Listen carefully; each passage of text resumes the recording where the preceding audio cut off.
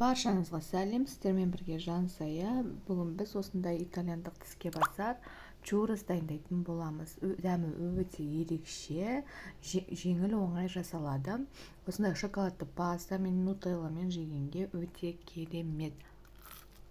Міндетті түрде жасап көріңіздер. Менің арнамнан түрлі рецепттер табасыздар. Жоғалтып алмас үшін подписаться кнопкасын басуды ұмытпаңыздар. Ең алдымен жасау үшін біз берілген мөлшердегі суға біраз қасық қантымызды және майымызды салып, осылай қайнатып ерітіп аламыз. Барлығы ерігеннен кейін ұнымызды салып, осындай біркелкі консистенция пайда болғанша жақсылап тұрып араластырып аламыз.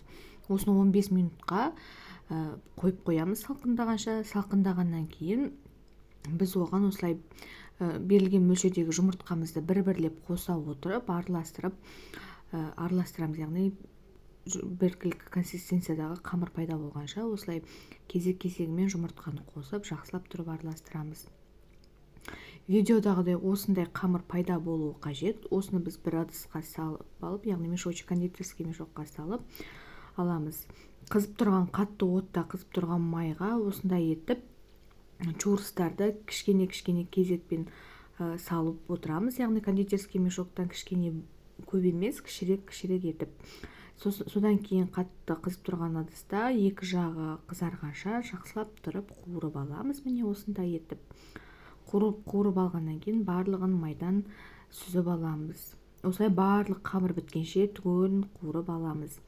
Кейін дайын болған чуростың үстіне қантты сеуіп жақсылап тұрып араластырып аласыздар.